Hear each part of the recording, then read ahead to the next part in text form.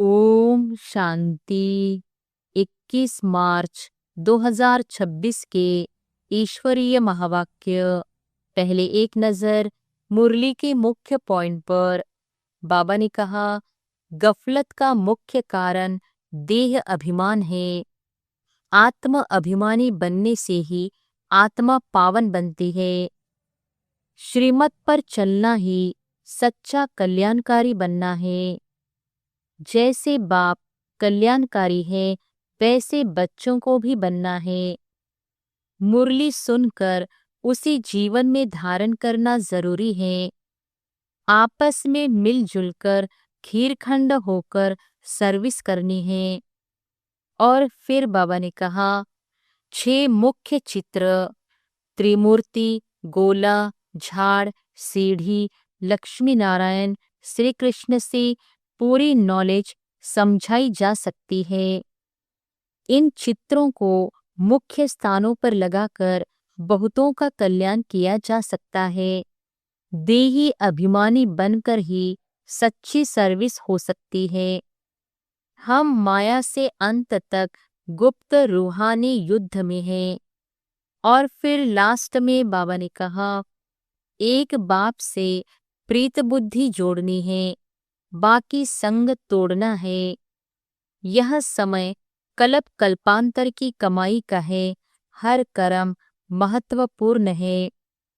आत्मा ही कर्म करती है और पुनर्जन्म लेती है। बेहद का वैराग्य रखने से अचल अडोल स्थिति बनती है। और अब सुनते हैं महावाक्यों को विस्तार से। मुरली का सार। मीठे बच्चे, श्रीमत पर कल्याणकारी बनना है, सबको सुख का रास्ता बताना है। प्रश्न है, किसी भी प्रकार की गफलत होने का मुख्य कारण क्या है? उत्तर है, देह अभिमान। देह अभिमान के कारण ही बच्चों से बहुत भूलें होती हैं। वह सर्विस भी नहीं कर सकते हैं। उनसे ऐसा कर्म होता है जो सब नफरत करते हैं। बाबा कहते, बच्चे आत्म अभिमानी बनो, कोई भी अकर्तव्य नहीं करो, खीर खंड हो, सर्विस के अच्छे अच्छे प्लान बनाओ, मुरली सुनकर धारण करो, इसमें बेपरवाह नहीं बनो। गीत है, छोड़ भी दे आकाश सिंहासन, अब धरती पर आ जा रे। ओम शांति। रूहानी बच्चों प्रति रूहानी बाप की श्रीमत। अभी हम सब सेंटर के बच्चों से बात कर रहे हैं। अब जो त्रिमूर्ति, गोला, झाड़, सीढ़ी, लक्ष्मीनारायण का चित्र और श्री कृष्ण का चित्र, यह 6 चित्र है मुख्य। यह जैसे पूरी प्रदर्शनी है। इनमें सब सार आ जाता है। जैसे नाटक के पर्दे बनाए जाते हैं एडवर्टाइज के लिए, वह कभी बरसात आदि में खराब नहीं होते हैं। ऐसे यह मुख्य चित्र बनाने चाहिए। बच्चों को श्रीमत मिलती है रूहानी सर्विस बढ़ाने के लिए। भारतवासी मनुष्यों का कल्याण करने के लिए गाते भी हैं। कल्याणकारी बेहद का बाप है तो जरूर कोई अकल्याणकारी भी होगा, जिस कारण बाप को आकर फिर कल्याण करना पड़ता है। रूहानी बच्चे जिनका कल्याण हो रहा है, वह इन बातों को समझ सकते हैं। जैसे हमारा कल्याण हुआ है तो हम फिर औरों का भी कल्याण करें। जैसे बाप को भी चिंतन चलता है कि कैसे कल्याण करें, युक्तियां बता रहे हैं। 6x9 साइज के सीट पर यह चित्र बनाने चाहिए। दिल्ली जैसे शहरों में अक्सर करके बहुत मनुष्य आते हैं, जहां गवर्नमेंट की असेंबली आदि होती है। पोर्ट्रेट तरफ बहुत लोग आते हैं, वहां यह चित्र रखने चाहिए। बहुतों का कल्याण करने अर्थ बाप मत देते हैं। ऐसे टेन पर बहुत चित्र बन सकते हैं। देही अभिमानी बन बाप की सर्विस में लगना है। बाप राय देते हैं, यह चित्र हिंदी और अंग्रेजी में बनानी चाहिए।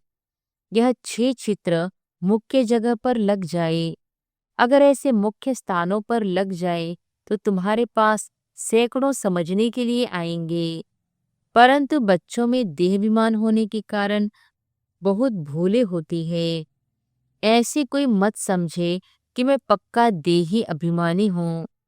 गलतियां तो बहुत होती है, सच नहीं बतलाते हैं, समझाया जाता है। ऐसा कोई कर्तव्य नहीं करो जो कोई खराब नफरत लाए कि इनमें देह अभिमान है। तुम सदैव युद्ध के मैदान में हो और जगह तो 10-20 वर्ष तक युद्ध चलती रहती है। तुम्हारी माया से अंत तक युद्ध चलनी है, परंतु है गुप्त, जिसको कोई जान नहीं सकते। गीता में जो महाभारत लड़ाई है वह जिस्मानी दिखाई है, परंतु है वह रूहानी। रूहानी युद्ध है पांडवों की, वह जिस्मानी युद्ध है जो परमपिता परमात्मा से विपरीत बुद्धि है। तुम ब्राह्मण कुल भूषणों की है प्रीत बुद्धि। तुमने और संग तोड़ एक बाप के संग जोड़ी है। बहुत बार देह अभिमान आने कारण भूल जाते हैं, फिर अपना ही पद भ्रष्ट कर लेते हैं। फिर अंत में बहुत पछताना पड़ेगा, कुछ कर नहीं सकेंगे। यह कलप कलप की बाजी है। इस समय कोई अकर्तव्य कार्य करते हैं तो कल्प कल्पांतर के लिए पद भ्रष्ट हो जाता है, बड़ा घाटा पड़ जाता है।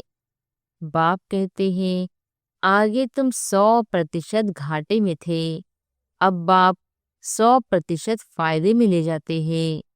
तो श्रीमत पर चलना है। हर एक बच्चे को कल्याणकारी बनना है, सबको सुख का रास्ता बताना है। सुख है ही स्वर्ग में, नरक में है दुख। क्यों? यहाँ है विष दुनिया, वह वाइसलेस थी, अब विशेष दुनिया बनी है। फिर बाप वाइसलेस बनाते हैं। इन बातों को दुनिया में कोई नहीं जानते हैं। तो मुख्य यह चित्र परमानेंट स्थानों पर लगने चाहिए। पहला नंबर दिल्ली मुख्य, सेकंड बॉम्बे और कलकत्ता। कोई को ऑर्डर देने से शीट पर बना सकते हैं। आगरा में भी घूमने के लिए बहुत जाते हैं। बच्चे सर्विस तो बहुत अच्छी कर रहे हैं और भी कुछ कर्तव्य करके दिखाए। यह चित्र बनाने में कोई तकलीफ नहीं है, सिर्फ एक्सपीरियंस, अनुभव चाहिए। अच्छे बड़े चित्र हो जो कोई दूर से भी पढ़ सके। गोला भी बड़ा बन सकता है, सेफ्टी से रखना पड़े जो कोई खराब न करे। यज्ञ में असुरों के विघ्न पड़ते हैं, क्योंकि यह है नई बातें। यह दुकान निकाल बैठे हैं, आखिरी में सब समझ जाएंगे कि हम उतरते आए हैं, जरूर कुछ खामी है। बाप है ही कल्याणकारी, वही बता सकते हैं कि भारत का कल्याण कैसे और कब हुआ है। भारत को तमोप्रधान कौन बनाते हैं, फिर सतोप्रधान कौन बनाते हैं, यह चक्र कैसे फिरता है कोई नहीं जानते हैं। संगम युग को भी नहीं जानते हैं। समझते हैं भगवान युगे युगे आता है। कभी कहते हैं भगवान तो नाम रूप से न्यारा है। भारत प्राचीन स्वर्ग था, यह भी कहते हैं। क्राइस्ट से 3000 वर्ष पहले देवताओं का राज्य था। फिर कल्प की आयु लंबी दे दी है। तो बच्चों को देही अभिमानी बनने की बड़ी मेहनत करनी है। आधा कल्प सतयुग और त्रेता में तुम आत्म अभिमानी थे, परंतु परमात्मा अभिमानी नहीं थे। यहाँ तो फिर तुम देह अभिमानी बन पड़े हो, फिर देही अभिमानी बनना पड़े। यात्रा अक्षर भी है, परंतु अर्थ नहीं समझते हैं। मन मनाभव का अर्थ है रूहानी यात्रा पर रहो। हे आत्माएं, मुझ बाप को याद करो। श्री कृष्ण तो ऐसे कह न सके, उन पर कोई कलंक लगा न सके। यह भी बाप ने समझाया है। सीढ़ी जब उतरे हैं तो आधा कल्प कामचिता पर बैठ काले हो जाते हैं। अब है ही आयरन एज, उनकी संप्रदाय काली ही होगी, परंतु सबका सांवरा रूप कैसे बनाए। चित्र आदि जो भी बनाए हैं सब बेसमझी के। उसको ही शाम फिर सुंदर कहना, यह कैसे हो सकता है। उनको कहा ही जाता है अंधश्रद्धा से गुड़ियों की पूजा करने वाले। गुड़ियों का नाम रूप एक्यूपेशन आदि हो नहीं सकता। तुम भी पहले गुड़ियों की पूजा करते थे ना, अर्थ कुछ नहीं समझते थे। तो बाबा ने समझाया है प्रदर्शनी के चित्र मुख्य बन जाए, कमेटी बने जो प्रदर्शनी पिछाड़ी प्रदर्शनी करती रहे। बंधन मुक्त तो बहुत है, कन्याएं बंधन मुक्त है, वानप्रस्थी भी बंधन मुक्त है। तो बच्चों को डायरेक्शन अमल में लाना चाहिए। यह है गुप्त पांडव, कोई को भी पहचान में नहीं आ सकते। बाप भी गुप्त, ज्ञान भी गुप्त। वहाँ मनुष्य मनुष्य को ज्ञान देते हैं, यहाँ परमात्मा बाप ज्ञान देते हैं आत्माओं को। परंतु यह नहीं समझते कि आत्मा ज्ञान लेती है, क्योंकि वहाँ आत्मा को निर्लिप कह देते हैं। वास्तव में आत्मा ही सब कुछ करती है। पुनर्जन्म आत्मा लेती है कर्मों के अनुसार। बाप यह सब पॉइंट्स अच्छी रीति बुद्धि में डालते हैं। सब सेंटर्स में नंबरवार देही अभिमानी हैं, जो अच्छी रीति समझते और फिर समझाते हैं। देह अभिमानी न कुछ समझते न समझा सकते हैं।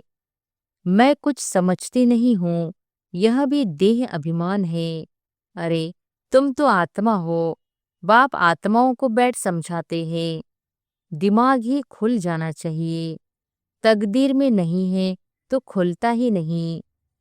तो बाप तदबीर कराते हैं, परंतु तकदीर में नहीं है तो पुरुषार्थ भी नहीं करते हैं। है बहुत सहज, अलफ और बे समझना है। बेहद के बाप से वर्षा मिलता है। तुम भारतवासी सब गॉड गॉडेज थे, प्रजा भी ऐसी थी। इस समय पतित बन पड़े हैं। कितना समझाया जाता है, अपने को आत्मा समझ बाप को याद करो। बाप कहते हैं बच्चे, हमने तुमको गॉड गॉडेज बनाया, तुम अब क्या बन गए हो। यह है कुंभी पाक नरक। विषय वैतरणी नदी में मनुष्य जानवर पंछी आदि सब एक समान दिखाते हैं। यहाँ तो मनुष्य और ही खराब हो पड़े हैं। मनुष्यों में क्रोध भी कितना है, लाखों को मार देते हैं। भारत जो वैश्यालय बना है, फिर इनको शिवालय शिव बाबा ही बनाते हैं। बाप कितना अच्छी रीति समझाते हैं, डायरेक्शन देते हैं, ऐसे ऐसे करो, चित्र बनाओ। फिर जो बड़े बड़े मनुष्य हैं उन्हों को समझाओ। यह प्राचीन योग, प्राचीन नॉलेज सबको सुननी चाहिए। हॉल लेकर प्रदर्शनी लगानी है, उन्हों को तो पैसे आदि कुछ नहीं लेने चाहिए। फिर भी जो ठीक समझो तो किराया लो। चित्र तो आप देखो, चित्र देखेंगे तो फिर झट पैसे वापस कर देंगे। सिर्फ युक्ति से समझाना चाहिए। अथॉरिटी तो हाथ में रहती है ना, चाहे तो सब कुछ कर सकते हैं। वह थोड़ी ही समझते हैं। विनाश काले विपरीत बुद्धि तो विनाश को प्राप्त हो गए। पांडवों ने तो भविष्य में पद पाया, सो भी राज्य पीछे भविष्य में होगा, अभी थोड़ी ही होगा। यह मकान आदि सब टूट जाएंगे। अब बाप ने समझाया है प्रदर्शनी भी करनी चाहिए। खूब अच्छी तरह से कार पर निमंत्रण देना है। तुम पहले बड़ों को समझाओ तो मदद भी करेंगे, बाकी सोए नहीं रहना है। कई बच्चे देह अभिमान में सोए रहते हैं। कमेटी बनाए, खीरखंड हो, प्लान बनाना चाहिए। बाकी मुरली नहीं पढ़ेंगे तो धारणा कैसे होगी। ऐसे बहुत लागर्स बेपरवाह है। अच्छा, मीठे मीठे सिकिलत बच्चों प्रति माता पिता बाप दादा का याद प्यार और गुड मॉर्निंग। रूहानी बाप की रूहानी बच्चों को नमस्ते। धारणा के लिए मुख्य सार। पहली पॉइंट, देही अभिमानी बनकर सर्विस की भिन्न भिन्न युक्तियां निकालनी है। आपस में खीरखंड होकर सर्विस करनी है। जैसे बाप कल्याणकारी है ऐसे कल्याणकारी बनना है। दूसरी पॉइंट, प्रीत बुद्धि बन और संग तोड़ एक संग जोड़ना है। कोई ऐसा अकर्तव्य नहीं करना है जो कल्प कल्पांतर के लिए नुकसान हो जाए। वरदान है, बेहद की वैराग्य वृत्ति द्वारा नष्टो मोह स्मृति स्वरूप बनने वाले अचल अडोल भव। बेहद की वैराग्य वृत्ति द्वारा नष्टो मोह स्मृति स्वरूप बनने वाले अचल अडोल भव। जो सदा बेहद की वैराग्य वृत्ति में रहते हैं वह कभी किसी भी दृश्य को देख घबराते व हिलते नहीं, सदा अचल अडोल रहते हैं। क्योंकि बेहद की वैराग्य वृत्ति से नष्टो मोह स्मृति स्वरूप बन जाते हैं। अगर थोड़ा बहुत कुछ देखकर अंश मात्र भी हलचल होती है तो अंगद के समान अचल अडोल नहीं कहेंगे। बेहद की वैराग्य वृत्ति में गंभीरता के साथ रमणीकता भी समाई हुई हो। स्लोगन है, राज्य अधिकारी के साथ साथ बेहद के वैरागी बनकर रहना यही राजऋषि की निशानी है। राज्य अधिकारी के साथ साथ बेहद के वैरागी बनकर रहना यही राजऋषि की निशानी है। मातेश्वरी जी के अनमोल महावाक्य। आत्मा कभी परमात्मा का अंश नहीं हो सकती है। बहुत मनुष्य ऐसे समझते हैं हम आत्माएं परमात्मा की अंश है। अब अंश तो कहते हैं टुकड़े को, एक तरफ कहते हैं परमात्मा अनादि और अविनाशी है, तो ऐसे अविनाशी परमात्मा को टुकड़े में कैसे लाते हैं। अब परमात्मा कट कैसे हो सकता है। आत्मा ही अजर अमर है तो अवश्य आत्मा को पैदा करने वाला अमर ठहरा। ऐसे अमर परमात्मा को टुकड़े में ले आना गोया परमात्मा को भी विनाशी कह दिया। लेकिन हम तो जानते हैं कि हम आत्मा परमात्मा की संतान है, तो हम उसके वंशज ठहरे अर्थात बच्चे ठहरे। वो फिर अंश कैसे हो सकते हैं। इसलिए परमात्मा के महावाक्य है कि बच्चे, मैं खुद तो इमॉर्टल हूँ, अविनाशी हूँ, जागती ज्योत हूँ, मैं दिवा हूँ, मैं कभी बुझता नहीं हूँ। और सभी मनुष्य आत्माओं का दीपक जगता भी है तो बुझता भी है। उन सबको जगाने वाला फिर मैं हूँ, क्योंकि लाइट और माइट देने वाला मैं हूँ। बाकी इतना जरूर है, मुझ परमात्मा की लाइट और माइट, परमात्मा की लाइट और आत्मा की लाइट दोनों में फर्क अवश्य है। जैसे बल्ब होता है, कोई ज्यादा पावर वाला कोई कम पावर वाला होता है, वैसे आत्मा भी कोई ज्यादा पावर वाली कोई कम पावर वाली है। बाकी परमात्मा की पावर कोई से कम ज्यादा नहीं होती है। तभी तो परमात्मा के लिए कहते हैं परमात्मा सर्वशक्तिवान अर्थात सर्व आत्माओं से उनमें शक्ति ज्यादा है।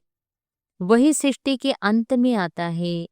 अगर कोई समझे परमात्मा सृष्टि के बीच में आता है अर्थात युगे युगे आता है, तो मानो परमात्मा बीच में आ गया, तो फिर परमात्मा सर्वश्रेष्ठ कैसे हुआ। अगर कोई कहे परमात्मा युगे युगे आता है, तो क्या ऐसा समझे कि परमात्मा घड़ी घड़ी अपनी शक्ति चलाता है।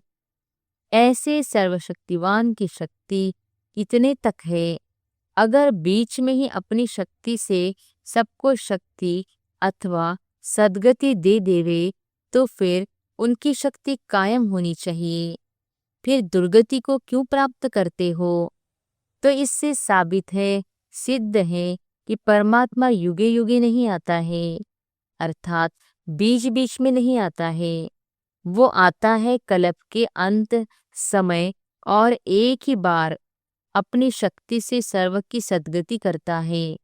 जब परमात्मा ने इतनी बड़ी सर्विस की है तब उनका यादगार बड़ा शिवलिंग बनाया है और इतनी पूजा करते हैं, तो अवश्य परमात्मा सत भी है, चैतन्य भी है और आनंद स्वरूप भी है। अच्छा, ओम शांति। ये अव्यक्त इशारे निश्चय के फाउंडेशन को मजबूत कर सदा निर्भय और निश्चिंत रहो।